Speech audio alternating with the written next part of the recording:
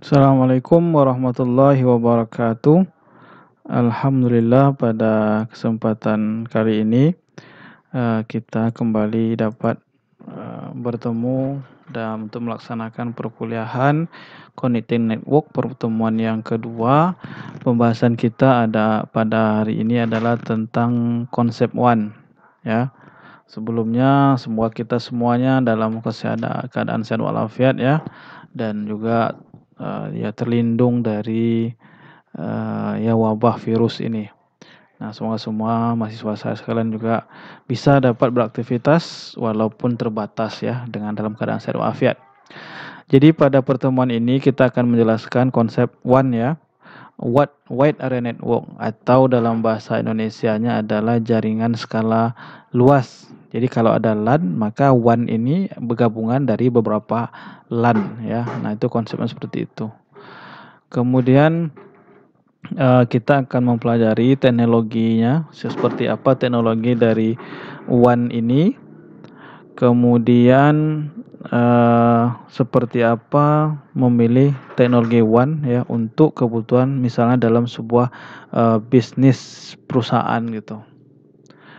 Nah, yang pertama teknologi WAN. Nah, kalau kita lihat di sini tujuan penggunaan WAN ini ya, kenapa orang menggunakan WAN? Nah, jadi di sini sebenarnya sebuah WAN itu dia beroperasi di luar cakupan geografis LAN. Nah, jadi dia ini artinya jadi saya ulangi, WAN itu dia beroperasi di luar cakupan geografis LAN ya, artinya dia lebih besar dari LAN. Kemudian WAN itu menghubungkan ya. Jadi WAN itu digunakan untuk menghubungkan LAN ke LAN jarak jauh. Jadi maksudnya ada LAN di perusahaan, kemudian ingin dihubungkan dengan LAN di misalnya di cabang yang lain ya, melalui tentu telekomuter site ya. Jadi jaringan jarak jauh. Kemudian biasanya WAN ini dimiliki oleh sebuah service provider ya. Nah, dan LAN ya itu biasanya yang punya adalah suatu organisasi ya, an organization. Nah, itu bedanya. Kemudian biasanya memang organisasi itu ya, misalnya kampus ya kan, atau misalnya bank atau perusahaan atau lembaga pemerintah itu dia membayar fee ya, membayar fee untuk menggunakan one service provider. Jadi jaringan one service provider sehingga mereka bisa connect ke remote site ya. Jadi bisa menghubungkan site jarak jauh gitu. Kemudian service provider ini dia menyediakan link untuk menghubungkan yang site tadi ya, site situs jarak jauh tadi untuk tujuan apa? Tujuan pengiriman data, juga pengiriman suara maupun pengiriman video. Nah, itulah tujuan digunakan WAN ini. Nah, kemudian tanpa WAN itu LAN itu seperti sebuah jaringan yang terisolasi gitu. Jadi dia macam stand alone aja gitu karena tidak ada WAN. Makanya dengan WAN mereka bisa menghubungkan antar LAN tersebut ya. Nah, kemudian kalau seandainya organisasi itu berkembang ya. Nah, kemudian tentu bisnis itu membutuhkan kemampuan untuk berkomunikasi dengan apa? Dengan jaringan yang berbeda geografisnya dengan mereka gitu. Jadi misalnya ya kita perusahaan A di Pekanbaru, kemudian tentu perusahaan ini juga ingin bagaimana mereka cabang di Medan ya atau cabang di Jakarta itu bisa berkomunikasi, maka perlulah digunakan WAN tersebut. Nah, maka di sini sebutkan contoh regional or branch office ya. Jadi kantor cabang atau kantor regional dari sebuah organisasi itu dia butuh untuk dapat berkomunikasi dan sharing data dengan central site-nya. Nah, misalnya Bank Indonesia. Bank Indonesia kan ada di mana-mana. Misalnya ada Bank Indonesia Pekanbaru, Bank Indonesia Medan, maka yang cabang ini perlu berkomunikasi dengan sentralnya Jakarta misalnya. Nah, ini perlu namanya WAN ya. Kemudian employee karyawan ya, karyawan who travel. Jadi karyawan yang sedang dalam perjalanan atau kemana gitu kan dalam perusahaan itu biasanya secara frekuensi, secara misalnya selesai periode gitu, dia perlu akses ke jaringan korporatnya. Nah, gimana misalnya karyawannya sedang pergi ke luar kota atau ke luar negeri, tapi orang karyawan ini penting untuk bisa mengakses jaringan misalnya di tempat bekerja dia itu, maka perlu WAN, ya. Nah, sebagai tambahan consumer ya, biasanya pelanggan, biasanya itu berkomunikasi dengan internet, eee, di atas internet lewat dengan bank kan, atau toko ya, atau, provider barang atau layanan gitu. Itu konsumen perlu ya, berkomunikasi dengan bank, dengan kita kan biasanya transaksi nih, mau transfer, mau bayar listrik, beli pulsa, itu pakai WAN biasanya ya. Nah, dan juga misalnya ya menyediakan layanan, barang ataupun jasa. Nah itu. Kemudian topologi WAN ya. Topologi WAN ini, eee, kalau di sini disebutkan ya, jadi interkoneksi multiple site. Jadi interkoneksi beberapa site ya, beberapa cabang gitu kan melewati WAN, itu dapat terdiri dari berbagai variasi, eee, service provider teknologi. Jadi ada berbagai macam teknologi service provider ya, yang akan mengkonekkan, misalnya kalau dari koneksi antara perusahaan A di Pekanbaru dengan perusahaan A yang di Jakarta itu bisa berbagai macam jenis service provider teknologinya. Nah, kemudian kalau dari sisi ada, eee, topologi WAN gitu, ada 4 topologi WAN ini disebutkan. Ada yang pertama itu point to point topologi ya. Nah, point to point berarti kan ini ada point to point-nya, ada sirkuit antara 2 endpoint-nya. Nah, biasanya ini, dedicated jalur khusus koneksi seperti T1, E1 line ya. Nah, ini nanti silakan saudara cek apa itu T1, E1 line ini. Kemudian transparent to consumer network ya, ini biasanya, eee, customer jaringan itu ya bisa, eee, secara fisikal koneksi ya, point to endpoint, berkoneksi antara 2 endpoint. Lalu yang, ya itu point to point ya, langsung kalau kayak gambar nih dilihat, nah ini point to point nih ya, point to point. Kemudian ada hub and spoke ya, yang seperti gambar ini hub and spoke. Nah, applicable ya, dia applicable ketika sebuah Frevonet koneksi antara multiple site required. Jadi misalnya, dia oke katanya kan kalau misalnya ada Frevonet network koneksi ke berbagai site. Jadi misalnya ini ada spoke A, spoke B, spoke C, ini kan beberapa site ini connect ke, ya sebuah jaringan itu connect ke multiple site gitu. Jadi ini private-nya connect ke multiple site. Spoke site itu bisa terkoneksi melalui hub site ya. Nah, jadi ada hub-nya di sini yang menggunakan virtual circuit ya.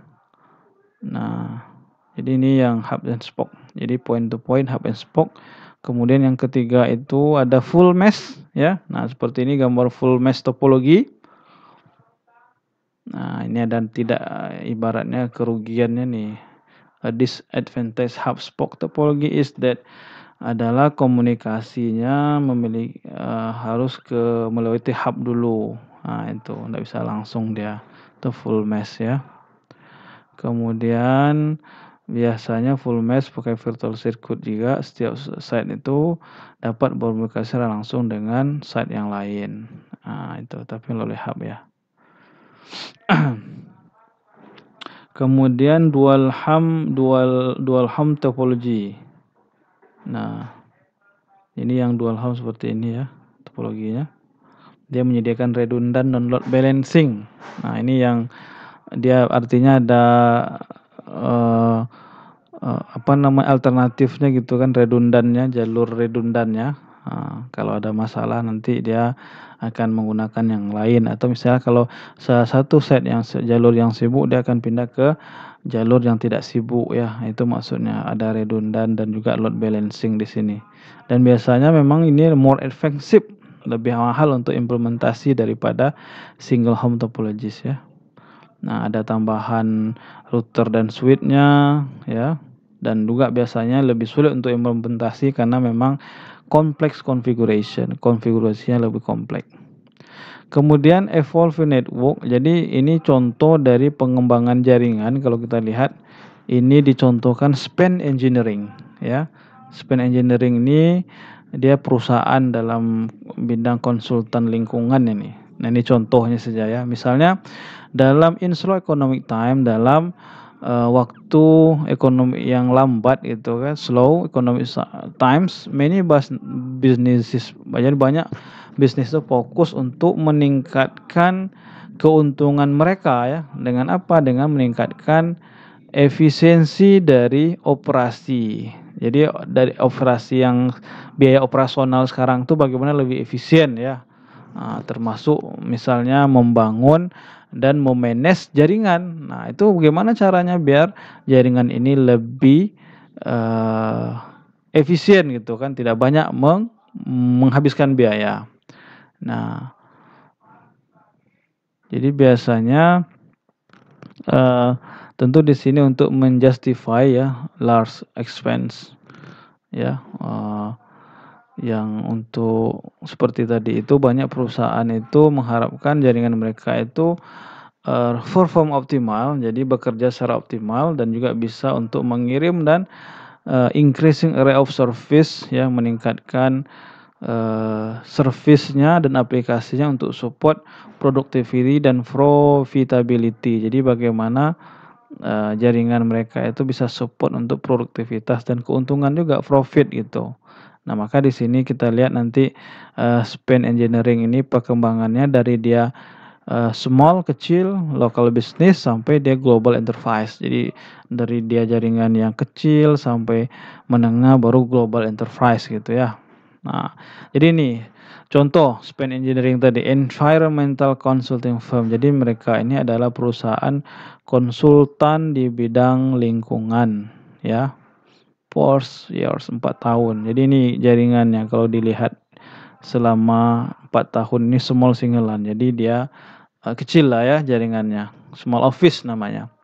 Jadi dia mengembangkan sebuah special proses ya, proses spesial, proses khusus for converting household waste. Jadi dia mengkonversi sampah rumah tangga ke dalam listrik ya, electricity, dan mengembangkan small pilot project. Jadi mengembangkan pilot project untuk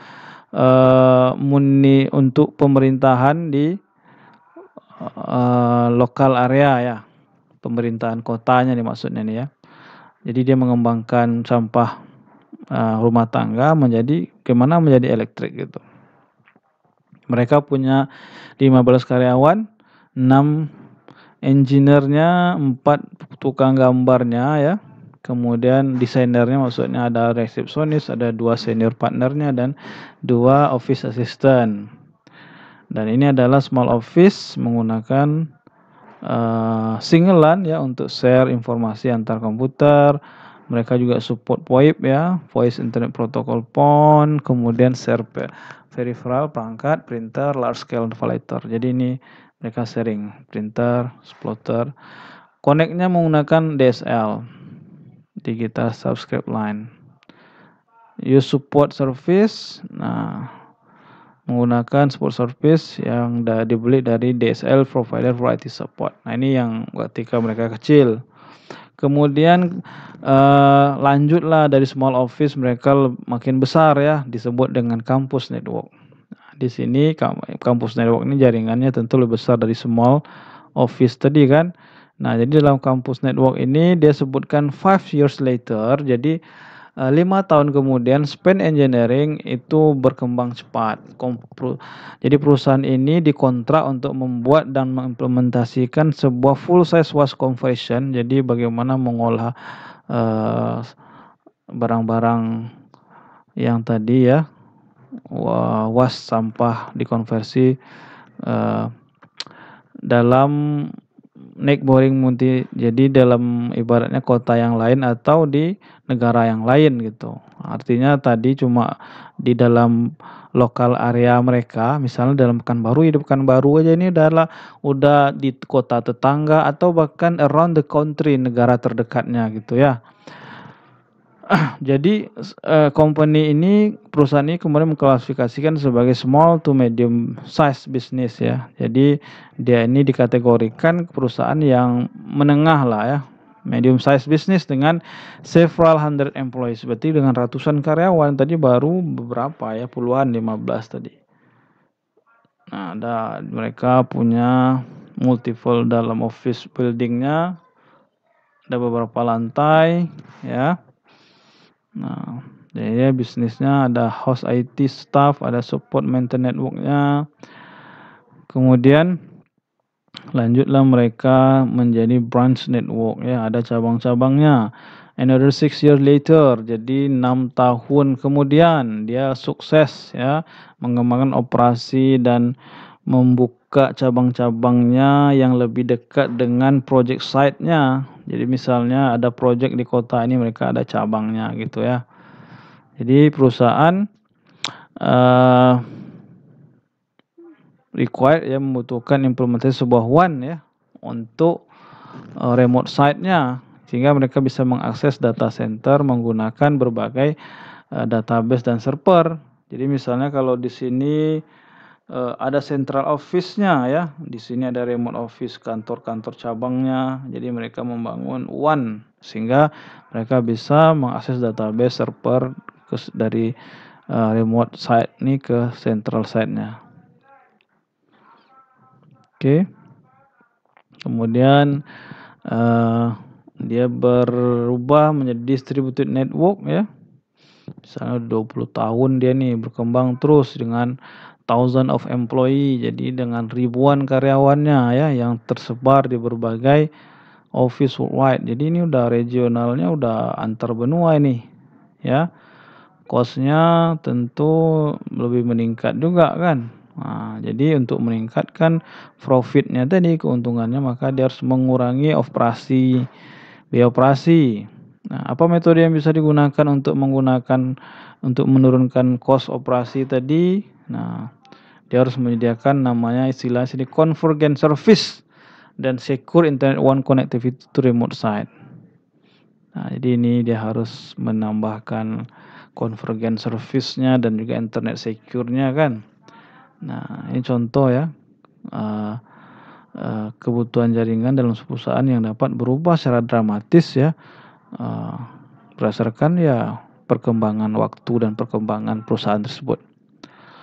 Jadi itu dari small office sampai distributed network tadi.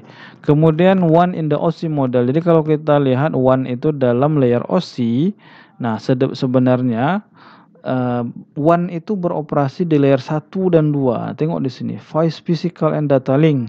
Ya, itu operasinya WAN ini ya. Nah, WAN operation fokus secara primer dalam physical and data link layer. Data link layer itu termasuk physical addressing, flow control, dan encapsulation ya. Nah, standar akses WAN-nya yang definisikan ya dan dimanage oleh berbagai authority yang diakui oleh otoritas tertentu, misalnya ini TIA, EIA, ini kan standar organisasi yang mengakuinya WAN ya. ISO, International Organization for Standardization, IEEE. Nah, jadi ini standar akses WAN-nya. Kemudian layer 1 protokol itu dia menjelaskan bagaimana untuk menyediakan elektrikalnya, mechanical-nya, operasional dan fungsional ya untuk connect service-nya. Functional connect to services. Jadi untuk functional connect to the service ya of a communication service provider. Jadi untuk connect layanannya dari communication service provider-nya. Di sini juga nanti data encapsulated-nya ya di layer 2 nih untuk transferring. Kemudian terminologi. Jadi di sini satu perbedaan utama antara WAN dan LAN adalah bahwa di sini disebutkan perusahaan harus berlangganan penyedia layanan WAN luar ya, ada WAN ya, outside WAN service provider untuk menggunakan WAN carrier network services untuk menggunakan layanan operator WAN itu. Jadi dia harus berlangganan penyedia layanan WAN untuk menggunakan layanan jaringan operator WAN. Nah, terminologi yang biasa digunakan untuk mendeskripsikan koneksi WAN ini ada istilahnya dua, Customer Premises Equipment atau CPE ya, yang terdiri dari perangkat, kabel ya, yang terletak di edge ya, di bordernya ini perusahaan yang terhubung ke operator. Nah, ini Customer Fresh Premise Equipment. Nah, ini yang connect ke operatornya ya, yang terhubung ke operator. Kemudian Data Communication Equipment atau DCE ini disebut Circuit Terminating Equipment katanya kan. Nah, ini yang terdiri dari device perangkat ya, yang pada loop lokal dia ya, put data on the loop lokal. Jadi dia menyediakan interface untuk connect ya, menghubungkan user ke link komunikasi di cloud. Nah, itu yang Data Communication Equipment nih, di connect ke cloud ya di sini. Ini DTE, Data Terminal Equipment. Ini CPE, Customer Premises Equipment. Jadi ini lebih ke keluarnya ya, ini ke operatornya dalam. Kemudian terminologi juga DTE ini ya, perangkat yang mengirimkan data dari jaringan pelanggan atau komputer untuk transmisi melalui WAN. Ada istilahnya demarcation point, ini adalah titik yang ditetapkan di gedung untuk memisahkan peralatan user dari peralatan service provider. Nah, ada poin yang membatasinya gitu kan. Nah, itu nama demarcation point ya. Ini yang bagiannya misalnya untuk punyanya customer equipment ya, yang punyanya pelanggan itu, dan ini yang punyanya service provider equipment. Peralatannya itu dibedakan mana yang punya perusahaan, mana yang punya service provider misalnya. Ada lagi local loop ya, kabel tembaga, ini katanya actual copper. Nah, proses gedung penyedia lokal menghubungkan CP ke service provider. Nah, ini ada lagi central office ya, ada toll network. Nah, ini silakan nanti saudara baca lagi. Kemudian WAN devices, ini perangkat-perangkat WAN ini ya, ada dial-up modem. Nah, ini dial-up modem ini teknologi WAN yang lama ya, yang biasanya dia mengubah sinyal digital yang dihasilkan oleh komputer ke dalam suara, frekuensi suara.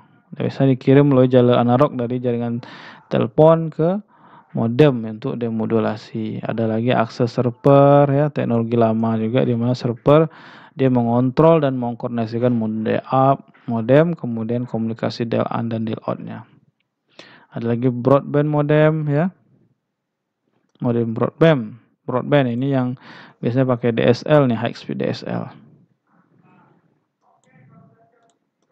Next, CVCSU DSU, Central Service Unit ya, sama Data Service Unit nih. Ada routernya ya. Ini ada perangkatnya nih ya. Nanti silakan sudah cek lagi seperti apa. Ada CSU DSU. Kemudian ada routernya juga, ada core router atau multi-layer switch, nah kayak gini ya.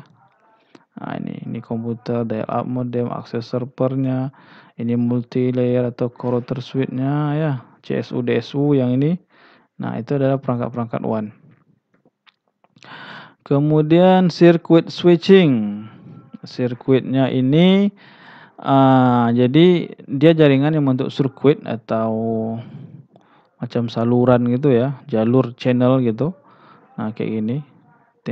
Nah, jadi misalnya ini sirkuit network dari dial-in, yang tengok telepon ini kan. Nah, ini sirkuitnya, jalurnya ke sini nih. Nah, jadi itu ya.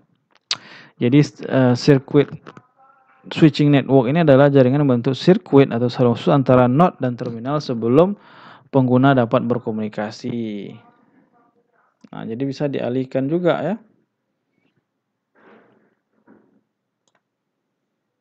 Kemudian paket switching.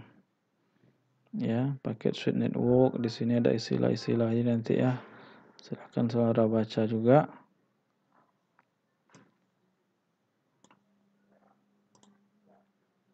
Nah, bagaimana memilih sebuah teknologi WAN? Di sini WAN ya. Nah, jadi ada yang private, ada yang public kan. Ada infrastruktur yang private, public. Nah, kemudian ini yang private ini yang ada dedicated. Ada yang switch ya, dedicated list line. Nah, ini TII ini teknologinya yang switch. Ada circuit switch, ada yang packet switch, ini PSTN, ISDN ya, Metro Ethernet, MPLS, frame relay, NTM, public internet, broadband, VPN, DSL. Nah, ini service one link connection ya.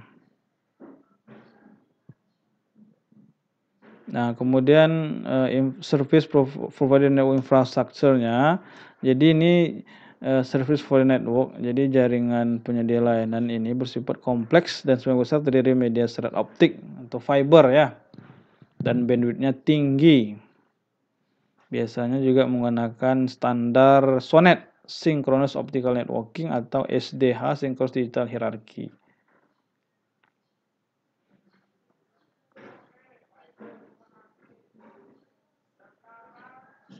Nah, jadi pengembangan ini kalau kita lihat udah sampai membuat 10 giga per second ya. Kemudian list line. Nah, ini list line, kalau point to point list line topologinya seperti ini kan. Nah, nanti ini ya biasanya ini disewakan dari penyedia layanan ya, atau list line. Udah lama juga nih kan yang disewakan, termasuk list line, list circuit, serial linknya, serial line ya, point to point line, point to point link. Nah, jadi list line ini dia ada harganya yang bervariasi tergantung bandwidth yang dibutuhkan dan jarak antara dua jalur yang terhubung gitu.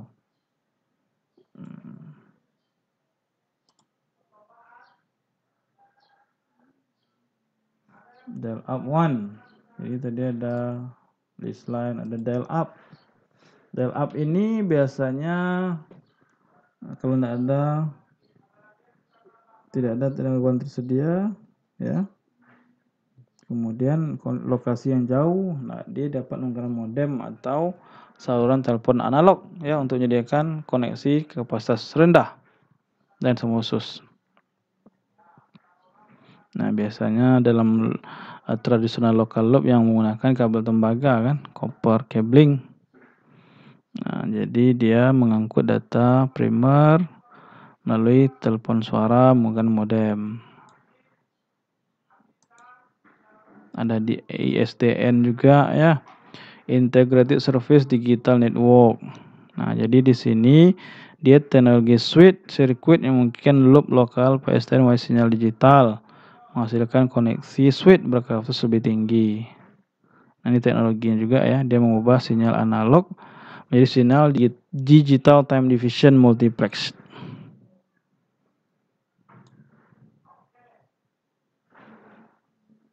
Nah, ini tengok aja topologi simpelnya di sini kan, ada komputer, di sini router. Nah, ini terminal adapternya ada ya. Nah, sampai ini sirkuitnya tadi nih ya. Nah, jadi kayak gitu modelnya ISDN nih teknologinya. Kemudian ada dua jenis antarmuka ISDN, Basic Rate Interface sama Primary Rate Interface. Ada lagi teknologi frame relay. Nah, kayak gini modelnya nih frame relay. Di sini ya.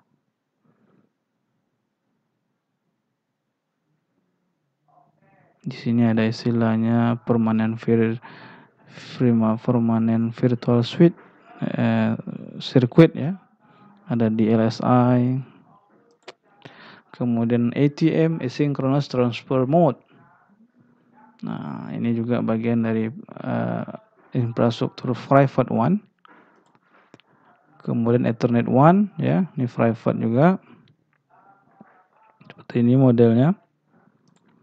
Kemudian MPLS, Multi Protocol Level Switching. Kemudian VSAT, ya. Nah, seperti ini VSAT, dia lewat satelit, misalnya menghubungkannya. Kemudian DSL. Nah, jadi ini contoh DSL, ya, DSL modem di sini. Nah, itu pakai koneksinya Twisted Telepon Line, ya, untuk mentransport high bandwidth data.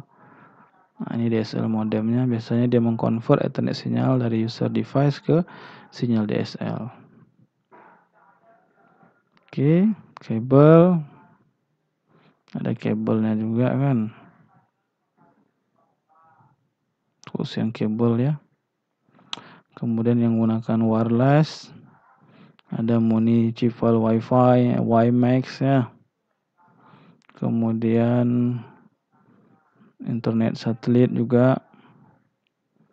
Ada yang 3G or 4G seluler, ya, ini infrastruktur dari public one juga. Banyak kita gunakan, ya kan, ini 4G atau LTE long term evaluation, biasanya di jaringan telepon seluler, saudara sekalian juga bisa dilihat. VPN, ya, VPN untuk alasan security dibuat, ya. Misalnya pekerja jarak jauh perlu akses ke remote office pakai broadband service. Nah, jadi ini ada VPN-nya, Virtual Private Network. Jadi VPN ini adalah encrypted connection, ya, koneksi yang dienkripsi antara private network di atas public network, macam internet.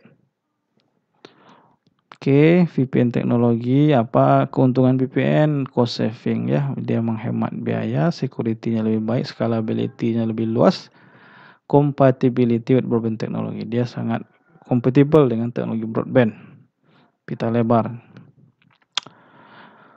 Ini dua tipe VPN aksesnya, site to site VPN, ya, ada yang remote access VPN.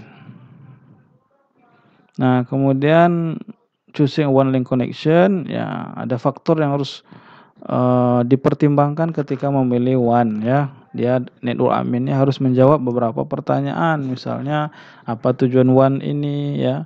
Apakah nanti dia enterprise connect-nya lokal, ya, dalam kota yang sama, atau connect ke remote branch, ya, atau connect ke single branch. Apakah digunakan internal external employee atau customer, kemudian geographic scope-nya. Nah, ini perlu dipertimbangkan. Banyak juga yang pertimbangkan, ya, apakah dia menggunakan private atau public, ya. Oke, baik, jadi itu yang sementara penjelasan singkat saya tentang konsep WAN ini. Silakan saudara juga baca lagi, nanti kalau ada pertanyaan kita diskusikan, ya, di dalam video yang saya upload di YouTube ini nantinya. Oke, baik. Kemudian saudara nanti silakan kerjakan yang chapter 1 di NetAcad-nya. Demikian, Assalamualaikum warahmatullahi wabarakatuh.